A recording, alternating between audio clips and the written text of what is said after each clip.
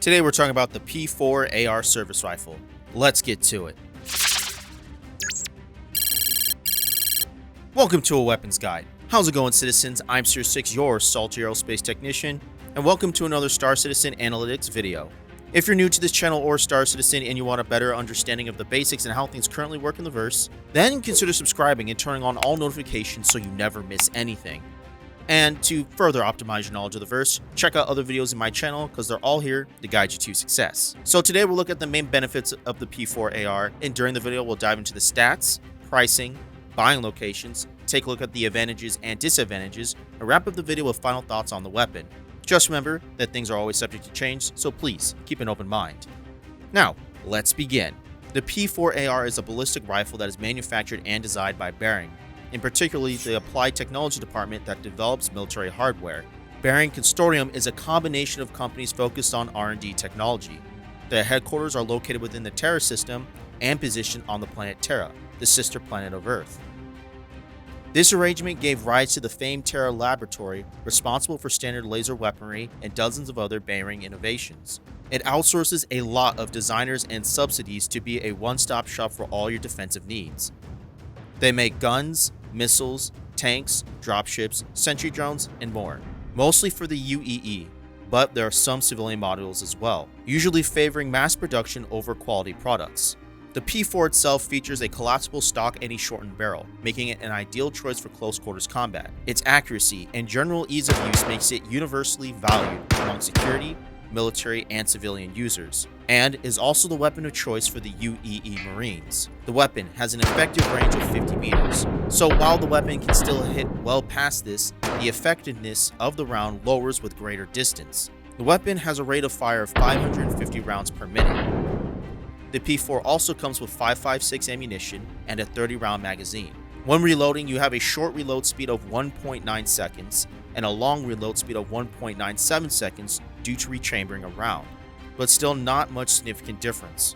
And the P4 now offers different scope selections and will offer more gun accessories later down the road. The weapon has 3 firing modes. They can be cycled by pressing V. For close quarters combat, I use full auto and equip the ×1 scope. For medium ranges, I run a ×3 scope with 3-round burst. I've found this to be the most stable for me when I'm on the ground. And for longer ranges where I need to make every shot count, I use semi-automatic along with the ×4 scope. It doesn't matter what scope you choose as long as you're comfortable with it, then use them. The weapon can be found at places like ArcCorp, Port-Alizar, and given truck stops. It will fluctuate in price until further tuning is met. However, most variants will be around 3,500 UEC. Now with this being said, let's look at the advantages of the gun. The first is with the lower rate of fire, the gun offers more stability in full auto. You also have the lower reloading speed, so you can get back into the fight quicker.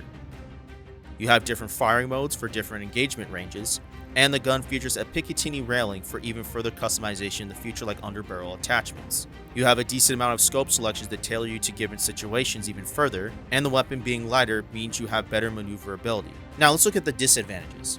The first disadvantage is the range. I'm sure stats will change, but even being a short-barreled rifle, I think the effective range should be around 60 to 70 meters. Its competitor, being the S71, should have a range of 80 to 90 meters. And longer-barreled, high-powered rifles should hit around 130 meters. The second downside is lower ammunition count compared to other weapons, which can have up to at least 15 more rounds compared to the P4, making this weapon not as ideal for close-quarter combat compared to a submachine gun, which also has a higher rate of fire too, or even using a shotgun. The third is the rate of fire. I know, the irony. There are trade-offs. Lower rate of fire also makes the weapon less ideal for area suppression, which ties me into the fourth disadvantage, being the ammo capacity being 30 rounds, which goes with my previous statement. For me, during combat, I only use this with medium-sized armor because of the mobility. I need to be able to bound forward and back or quickly flank to gain ground. Even though you can easily use this with heavy armor, I do not think it's necessary. There are plenty of weapons that can be used to breach. I would definitely use this in bigger ships that have open areas. And again, it all comes down to player preference, because it's your choice. So again, make sure you are comfortable with the said weapon before you put down some dough to purchase this. As always, I thank you for the love and support. If you enjoyed this video and you got something out of it, then make sure to like it and share it with anybody who would find this helpful. Also, tell me your own thoughts on the P4 in the comments below. And again, feel free to subscribe. Remember, citizens, Your subscriptions help me reach out even further to the community so they also can benefit from my content. And if you would like to, you can further support me on Patreon. It's never necessary, but it's always appreciated. But until next time, fellow citizens, I will see you on the flip side.